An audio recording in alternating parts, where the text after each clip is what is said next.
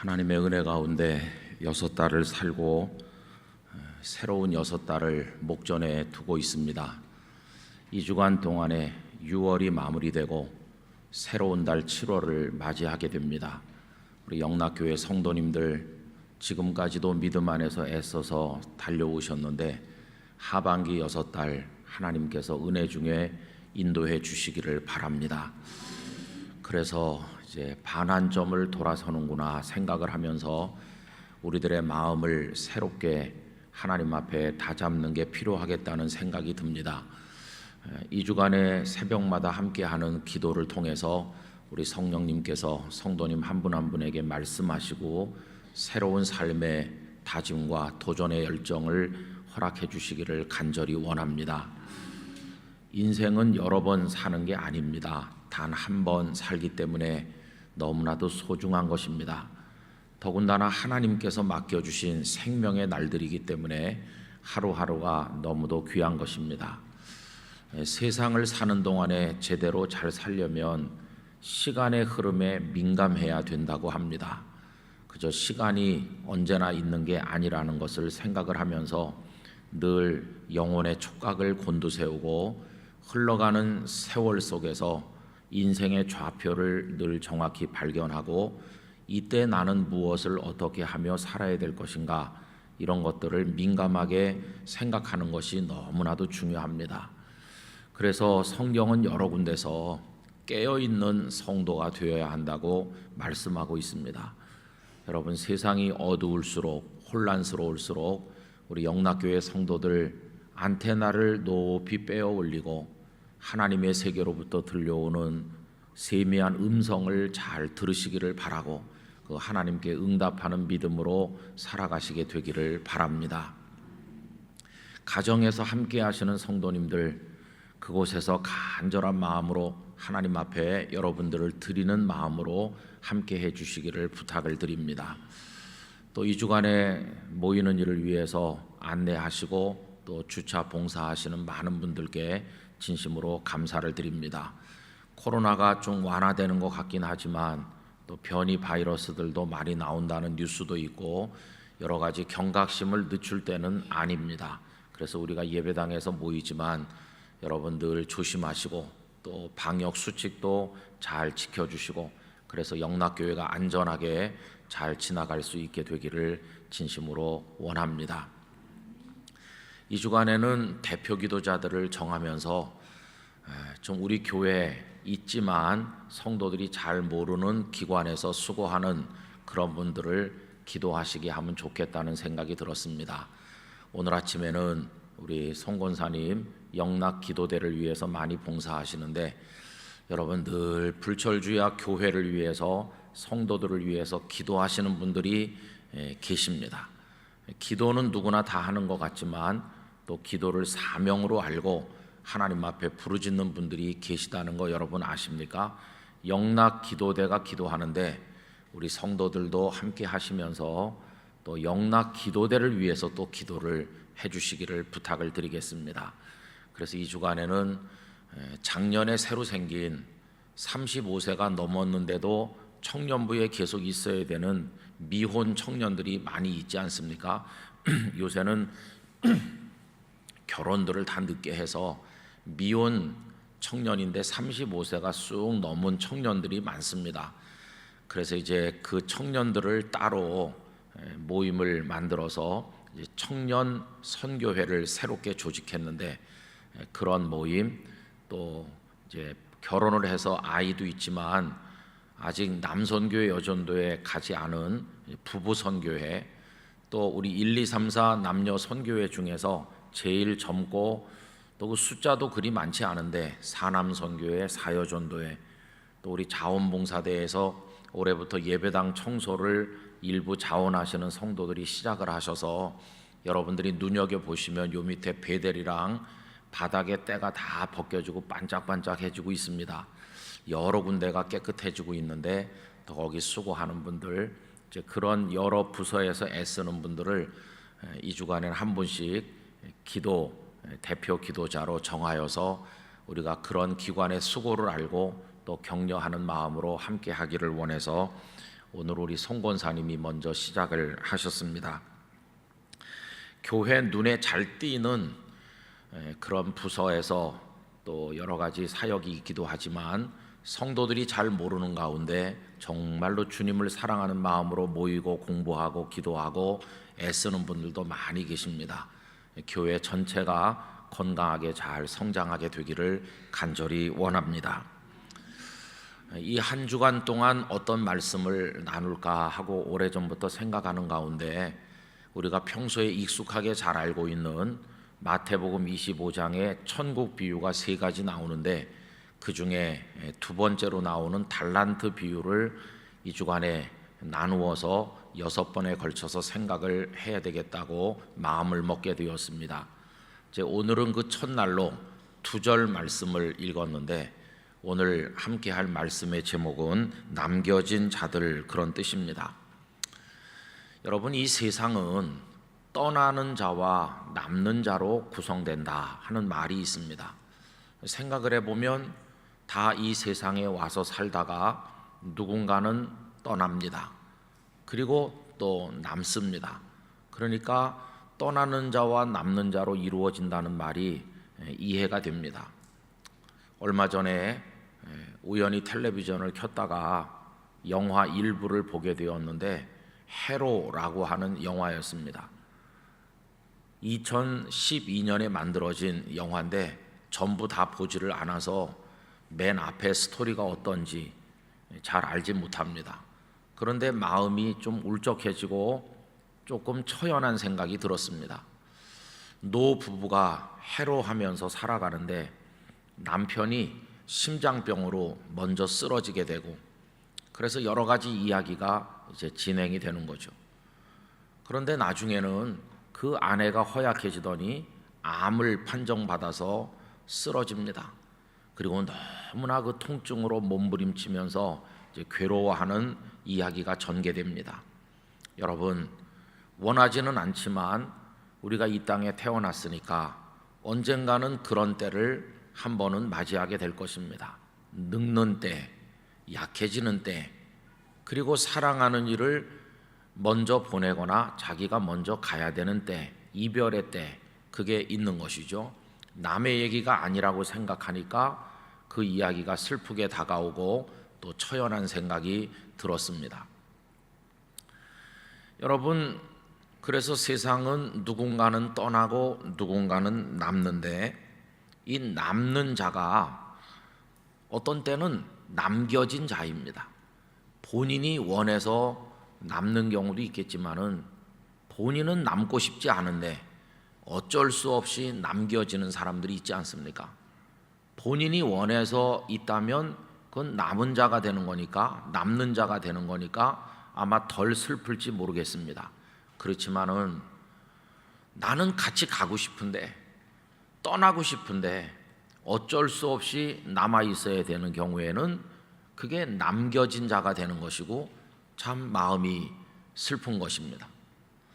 여러분, 벌써 오래전에 이제 수십 년 전으로 거슬러 올라가는 일이 되고 말았습니다마는 월남이 사이공이 함락되면서 그 공산 베트콩에게 무너지면서 멸망할 때 우리는 그 월남에 많은 군인들을 또 보내기도 하지 않았습니까? 그런데 월맹군에 의해서 처참하게 무너질 때 그때 이야기를 잘 전해들고 알고 있습니다. 그때 공산군이 들어와서 모든 것을 다 무너뜨리고 사람들을 죽이게 되는 그때 사람들은 다 그 월남 사이공을 떠나기 위해서 몸부림을 치는데 탈 수 있는 비행기, 탈 수 있는 배는 한정돼 있지 않습니까? 그래서 그 공항에서 그리고 또 떠날 수 있는 여러 가지 교통수단이 있는 곳에서 몸부림치는 그런 모습이 월남 곳곳에서 벌어집니다. 그때 거기 남겨진다고 하는 것은 결국은 죽음을 뜻하는 것이죠. 나중에 공산군이 들어와서 얼마나 많은 사람들을 학살하고 숙청하고 비극적인 일이 벌어졌는지 우리 알지 않습니까? 그래서 나도 떠나고 싶은데 남겨져 있다. 이게 참 고통이라는 것을 알게 됩니다. 여러분, 여기 이 남겨지는 사람들의 이야기는 우선은 예수님의 제자들에게 해당되는 이야기였습니다. 예수님께서 그들을 남겨놓으신 채로 십자가를 지시지 않습니까? 그 예수님께서는 이제 승천하셔서 아버지께로 돌아가신다는 겁니다. 그동안에는 제자들과 늘 같이 계셨는데 이제는 더 이상 같이 계시지 않고 주님은 떠나가시고 이 제자들만 남겨진 자가 되는 것입니다. 그런데 여러분, 이 제자들의 이야기는 결국은 오늘 우리 자신의 이야기입니다. 지금 우리들이 예수님을 믿으면서 이 땅에 한평생을 살아가고 있는데 우리는 예수님과 육체로 함께 있지 않습니다. 예수님께서는 여기 우리와 손잡고 체온을 느끼면서 우리를 품에 안아주시면서 같이 식사하면서 주무시면서 우리와 같이 있지 않으십니다. 예수님께서는 하늘 보좌로 가셨고 우리들은 그 제자들의 뒤를 이은 또 다른 제자로서 여기 세상에 남겨진 채로 주님을 믿으며 살아가고 있는 것이죠. 남겨진 자의 실존, 남겨진 자의 삶, 그건 한마디로 말하면 슬픔과 고통이라고 말할 수밖에 없습니다. 여러분, 그 영화를 봐서 그런지 저도 제 아내와 같이 살아가는 삶에 대해서 생각을 해봤습니다. 지금까지는 둘 중에 누가 먼저 가나 이런 얘기 잘 생각을 안 했습니다. 여러분, 제가 피둥피둥하고 오래오래 살 것 같지 않습니까? 나는 오래 살면서 하나님의 일을 더 많이 해야지, 그냥 이렇게 늘 생각했는데 그게 아니라는 것을 생각을 하게 됐습니다. 그러면 누가 먼저 가게 될까? 저는요, 당연히 제가 먼저 간다고 늘 생각했었거든요. 그래서 농담 반 진담 반으로 당신은 오래 살면서 애들이랑 같이 잘 지내라고 그런 얘기를 종종 하곤 했는데 가만히 생각을 해보니까 남는 사람의 외로움과 고통을 생각을 하게 됐습니다. 남는 사람이 얼마나 힘들게 버텨야 될까 이렇게 생각하니까 생각이 살짝 변했습니다. 아, 떠나는 사람보다 남는 게 훨씬 더 힘든 것이로구나. 그러면 내가 아내를 사랑하면 먼저 가라고 해야 되겠다.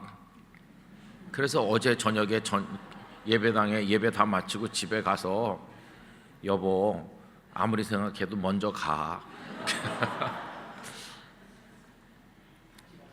당신이 혼자 남아서 여기서 외롭게 눈물 지으면서 자식들이 물론 엄마 마음 좀 알아주겠지만은 부모 마음 다 아는 자식이 어디 있겠어요. 오히려 그것 때문에 더 슬플지도 몰라요. 자식 때문에. 아유, 그거 다 내가 짊어질 테니까 당신 먼저 가, 이렇게 제가 말했어요. 그러면 화를 벌컥 내면서 왜 가라고 하냐 이럴 줄 알았더니 고맙다고 하더라고요. 기도를 좀 해봐야 되겠어요. 남아있는 게 힘든 거예요.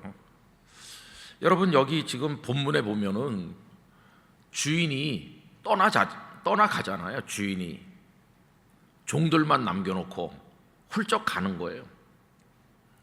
그래서 여기 종들은, 달란트를 받은 종들은 남겨진 자가 됐어요. 여러분, 종과 주인의 관계라고 하는 것은 어떤 것일까요?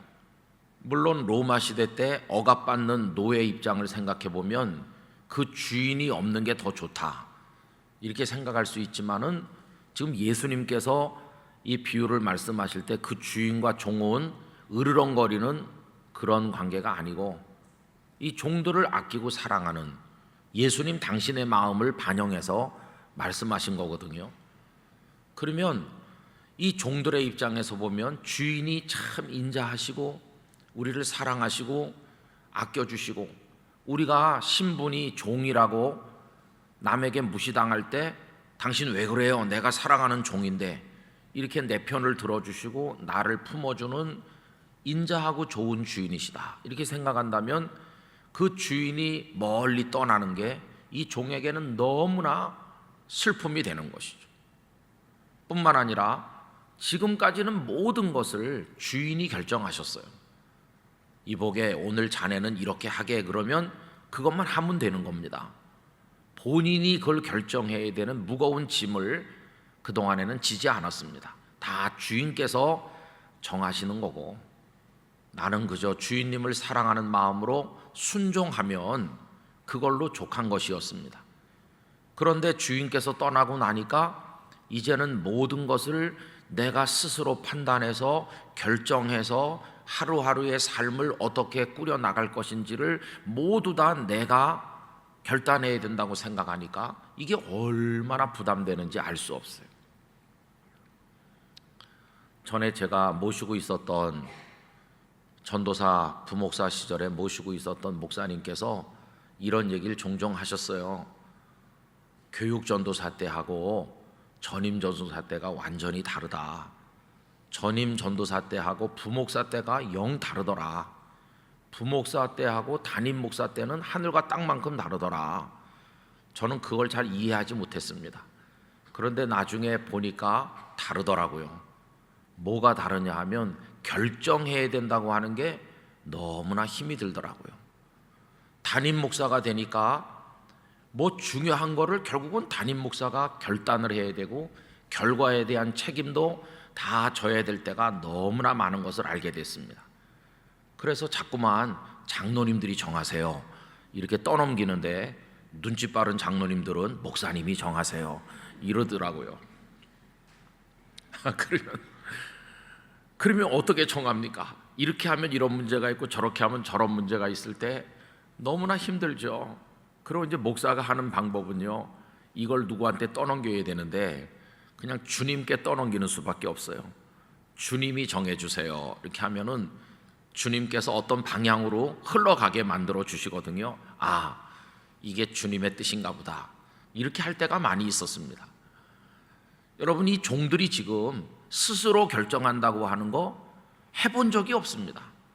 다 주인께서 정해주고 주인의 뜻대로 순종하니까 그게 종이죠. 종은 굉장히 수동적이지만 어떤 때는 참 편안할 수도 있는 겁니다. 그런데 지금은 아니에요. 이제 주인은 떠나셨고 알아서 결정하면서 거기에 책임을 져야 되는 거죠. 더군다나 이 종들에게는 그냥 내가 올 때까지 편안히 있거라 이렇게 하신 게 아닙니다. 그 재능에 따라서 달란트를 맡겨주셨는데, 달란트가 그저 없어져도 좋을 푼돈이 아니거든요. 달란트의 액수가 얼마나 큰지를 아시지 않습니까?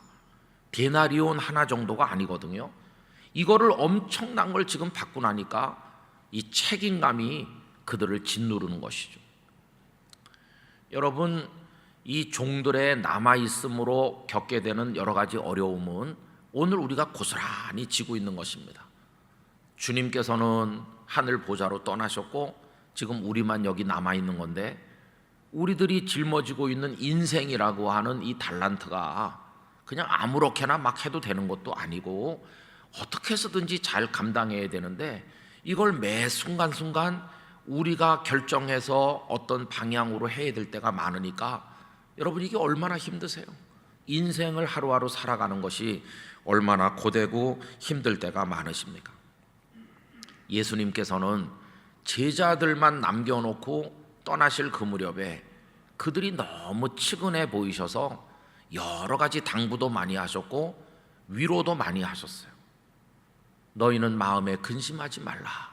하나님을 믿으니 또 나를 믿으라. 이렇게 위로하기도 하셨고, 요한복음 13장, 14장, 15장, 16장까지 남겨질 제자들을 위해서 자상한 말씀을 많이 하셨는데, 그동안 우리가 수요 2부 기도회를 통해서 다 살펴본 바입니다.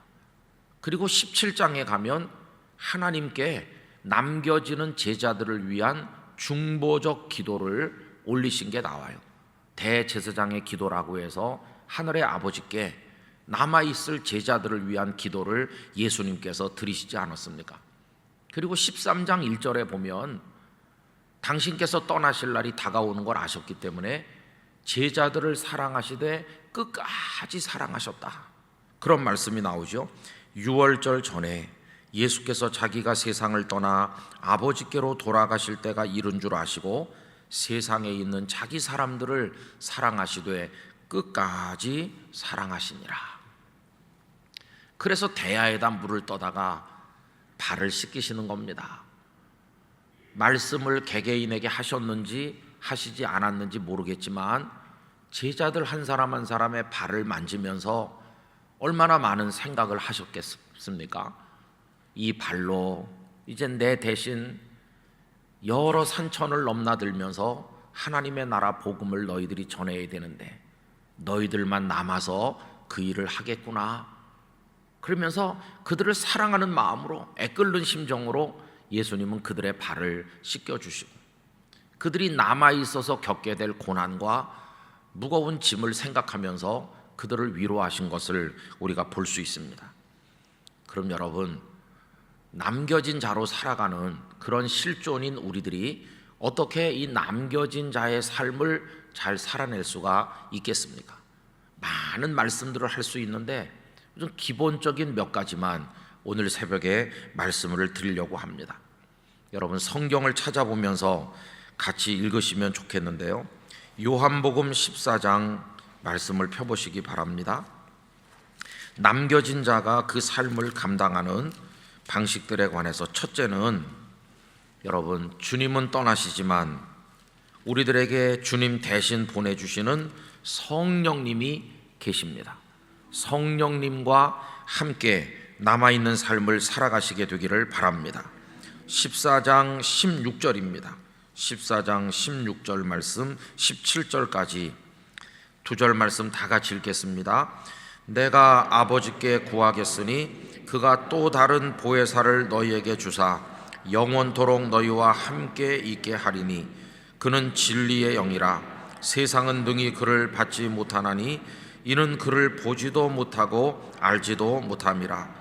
그러나 너희는 그를 아나니 그는 너희와 함께 거하심이요 또 너희 속에 계시겠습니다. 아멘. 얼마나 위로가 되는지 몰라요. 나는 떠나지만 아버지의 보내실 보혜사 성령님이 너희들에게 오셔서 너희와 함께 계실 것이다. 너희 속에 거하실 것이다. 제자들에게 예수님께서 하신 말씀이죠.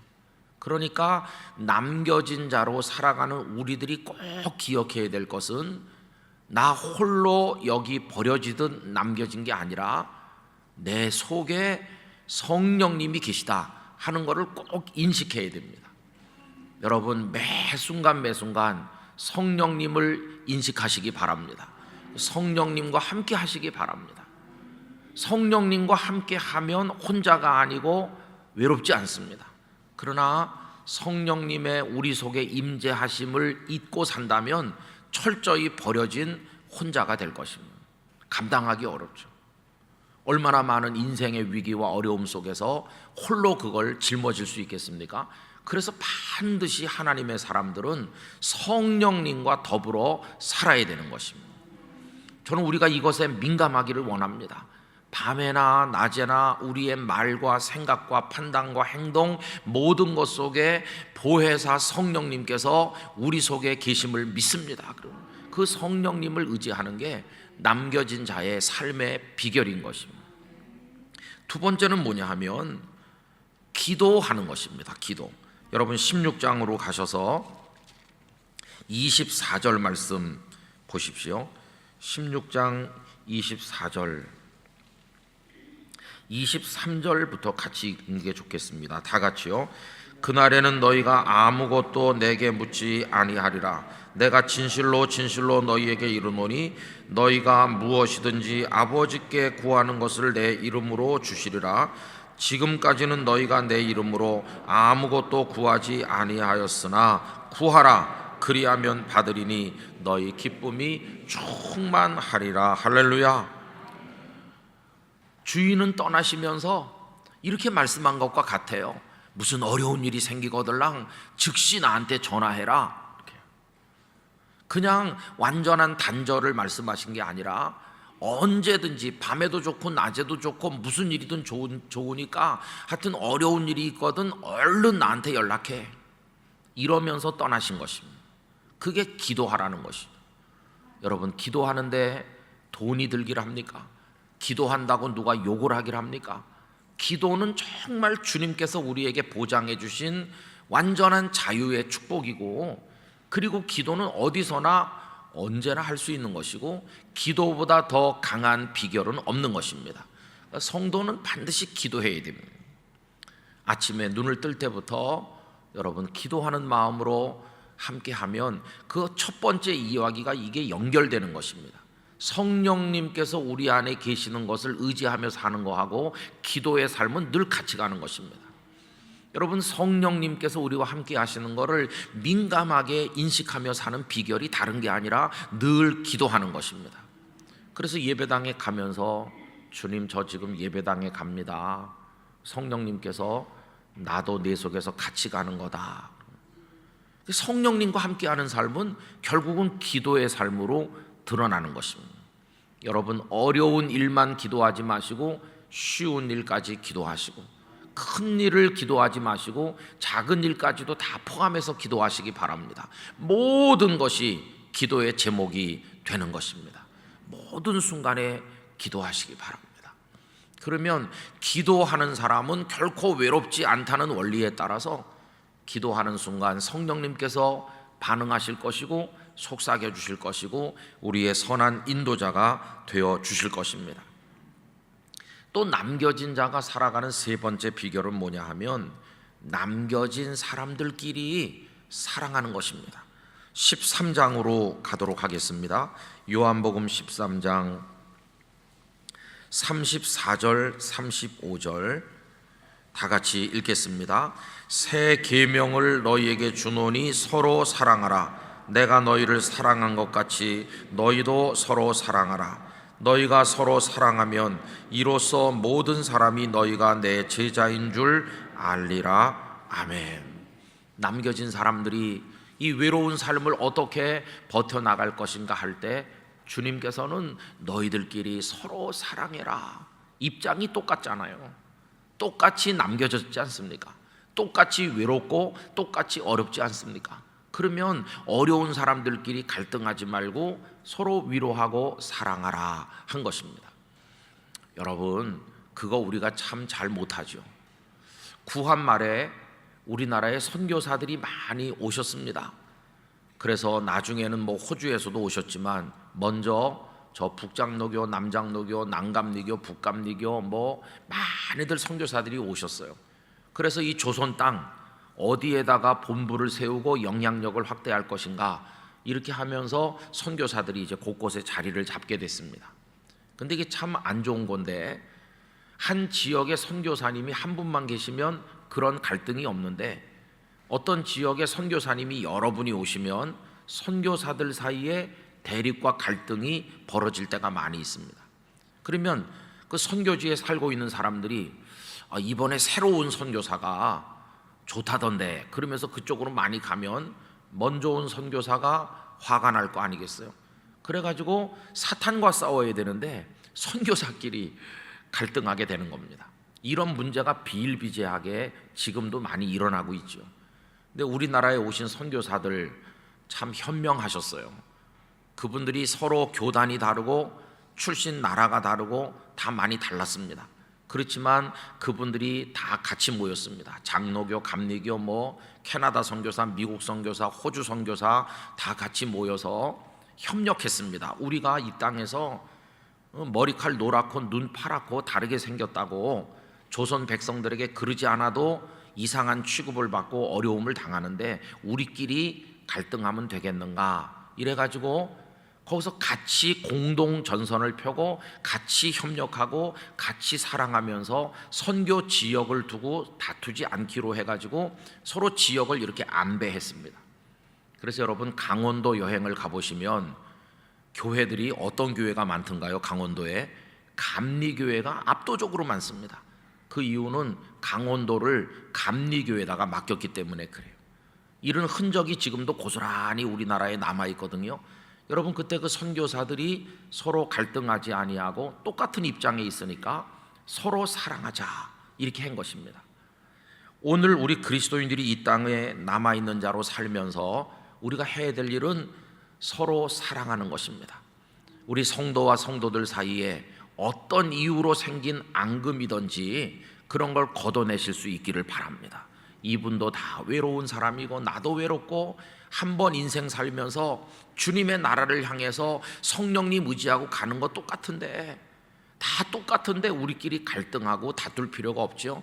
서로 사랑하면서 사랑을 통해 힘을 북돋우면서 이렇게 살도록 예수님께서 말씀을 하신 것입니다. 이게 세 번째, 남겨진 자가 승리하는 비결입니다. 그리고 한 가지만 더 말씀드리면, 남겨진 자는 어떻게 해야 되느냐 하면 주인님을 다시 만날 때를 간절히 기다리는 것입니다. 이 주인은 영원히 이별하고 떠난 게 아니거든요. 다시 오셔서 그들을 만날 것이거든요. 이 달란트 비유 속에 보면 주인이 나중에 다시 오지 않습니까? 그렇죠? 그래서 이거는 여러 가지로 설명될 수 있는데, 우리들은 다시 오실 주님을 기다리는 마음으로 살아야 된다는 걸 알려주기도 하고, 또 그 전에 우리가 주님께로 가는 날도 있잖아요. 주님 다시 만날 날이 있다는 걸 생각하면서 거기다가 소망을 두고 오늘 남겨진 자의 삶이 영원한 것이 아니라 잠깐만 견디면 그 다음에는 주님을 만난다, 주님 만나는 순간을 사모하시기를 바라는 것입니다. 그렇게 하면 오늘 견딜 수 있어요. 조금만 있으면 되는 거니까요. 전에도 말씀드린 적이 있지만, 어린 나이에 어머니가 신방 나가고 학교 갔다 오면 문은 걸렸고 방에도 못 들어가고 툇마루에 있으면, 그래도 제가 버틸 수 있는 이유는 조금 있으면 엄마가 오실 거니까. 그게 소망이죠. 만약에 영영 안 오실지 몰라, 그러면 못 견디겠죠. 그런데 조금만 있으면 엄마가 오고, 엄마는 그냥 오는 게 아니라 맛있는 거 가져오고 반드시 엄마는 온다. 여러분, 이게 얼마나 놀라운 일입니까?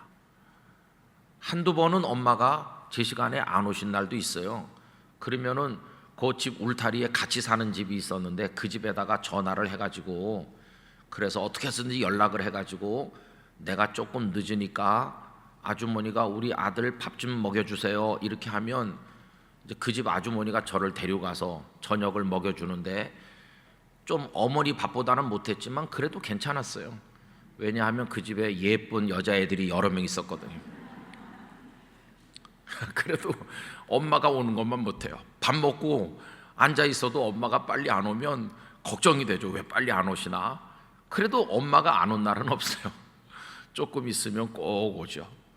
늦을수록 더 간절하게 기다리죠. 여러분, 우리 성도는 주님 만날 때를 늘 기다려야 됩니다.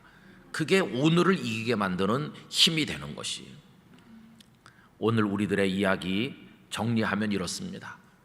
주님께서는 떠나신 자와 같고 우리는 남겨진 자와 같고, 남겨진 자의 고통과 외로움, 그게 우리 삶에 그대로 나타나고, 우리는 이 달란트까지 감당해야 되는 무거운 짐을 지고 인생을 살아가고 있는데, 어떻게 남겨진 자의 삶을 감당해 낼 수 있을 것인가? 오늘 몇 가지를 말씀을 드린 것입니다. 여러분, 우리 안에 계신 성령님을 의지하시기를 바랍니다. 늘 기도하시기를 바랍니다. 그리고 서로 사랑하시기를 바랍니다. 그러면서 주님 만날 그 시간을 사모하면서 살아가시게 되기를 바랍니다. 그러면 우리의 이 시간이 얼마나 될는지 모르지만, 어렵긴 하겠지만 우리 이겨낼 수 있을 것이고 아름다운 열매를 맺을 수 있을 줄로 믿습니다. 매일매일 매 순간 매 순간 우리 성도님들에게 그러한 은혜가 임해서 매일같이 승리하시기를 간절히 축복합니다. 기도하겠습니다. 거룩하신 하나님 아버지, 어느덧 2021년도 절반이 꺾이고 반환점을 돌아서는 시점을 맞이하였습니다. 이 주간에 저희들이 하반기 맞이 특별 새벽 기도회를 가지며 오늘 첫날 새벽 이 자리에 모였습니다. 남겨진 자라는 실존이 우리에게 주는 어려움과 슬픔을 생각을 해봅니다. 그러나 주님께서는 제자들을 남기고 가시면서 그들이 그 시간을 어떻게 이겨낼 수 있는지 여러 가지 준비를 해두신 것을 보게 됩니다. 저희들도 남겨진 자의 승리를 거두게 도와주시기를 원합니다. 힘을 주시기를 원합니다. 낭망치 않게 해주시기를 원합니다. 잘 살아내게 해주시기를 원합니다. 주여 저희를 도와 주시옵소서. 우리 성도 한 분 한 분, 가정들, 일터들, 마음에 품은 기도 제목들, 안타까운 사연들 하나님 살펴주시기를 원합니다. 용기 백배하여 주님 만나는 그날을 바라보며 달려가게 하여 주시옵소서. 새벽마다 각자의 자리에서 큰 은혜를 경험하게 하시고 복된 하반기를 출발하도록 은혜 베풀어 주시옵소서. 이제는 주 예수 그리스도의 은혜와 아버지 하나님의 사랑과 성령님의 교통하심이 모든 성도님들 중에 충만하시기를 간절히 축원하옵나이다. 아멘.